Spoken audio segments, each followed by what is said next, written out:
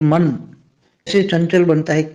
मनुष्य आत्माएं श्वास लेती है तो श्वास में वायु तत्व जाता ही है, तो वायु तत्व माना सूक्ष्म शरीर, तो वायु तत्व में जो श्वास में आई उसमें नेगेटिविटी भरी हुई है, जो है वो सूक्ष्म शरीर को इफेक्ट करती है। सूक्ष्म शरीर का प्रभाव मन पर पड़ता है।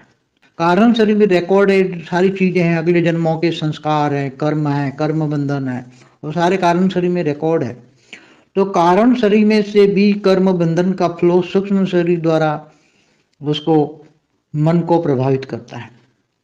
तो आत्मा को देखने मात्र से मनुष्य पॉजिटिव या नेगेटिव जो मन में भाव आता है वो कहाँ से आता है? अच्छी से अच्छी आत्मा भी वायुमंडल में नेगेटिव बन जाती है। इसलिए वायुमंडल को बदलना पड़ेगा। अपने प्रभाव में नहीं आना है तो आत्म स्वरूप में रहो, हर पल परमात्मा की याद में रहो, बेहद के बाप की याद में रहो। उसको तुम याद करोगे उसका कचरा तुम्हारे अंदर आ जाएगा। विकारी आत्मा है, तुम्हें पता नहीं है, तो जन्मों जन्म की विकारी आत्मा है, उसके कारण शरीर में कचरा भरा हुआ है, तुम उसको याद करोगे तो तुम्हारे अंदर कचरा आ जाएगा।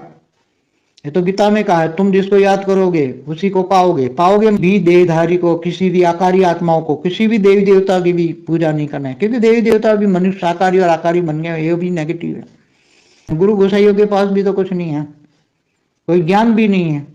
तो जैसे प्रभाव में कर्म बंधन में आता है, तो शिव निराकार परब्रह्म परमेश्वर भी कर्म बंधन से छूटा नहीं रह सकता। शिव निराकार परब्रह्म परमेश्वर गुणातीत है, तो भी उसको उसकी रचना की इफेक्ट परमधाम में बैठे हुए भी उस तक पहुंचती है, परमात्मा तक पहुंचती है। इसलिए वो भी कर्म बंधन आत्मा है, उसकी पावर धीरे धीरे खत्म हो जाती है और वो भी सूर्य में प्रवेश करके पूरे ब्रह्मांड को खत्म कर देता है। तो महाशिव भी प्रतिपल अनंत आनंद ब्रह्मांड बनते हैं बिगड़ते। इसका मतलब क्या है? वो भी एक वायुमंडल का प्रभाव है, नेगेटिव वायुमंडल प्रभावित होता है।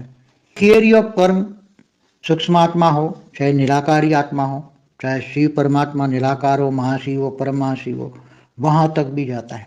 मगर जहाँ बहुत एक बाउंड्री हो जाती है, जब बहुत हाई क्वालिटी परम लाइट होती है, वहां ये नेगेटिविटी वहां नहीं जा सकती।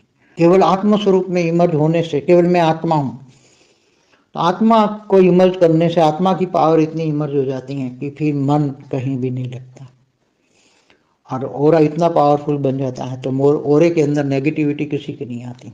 इसलिए मन को चंचल नहीं बना सकते।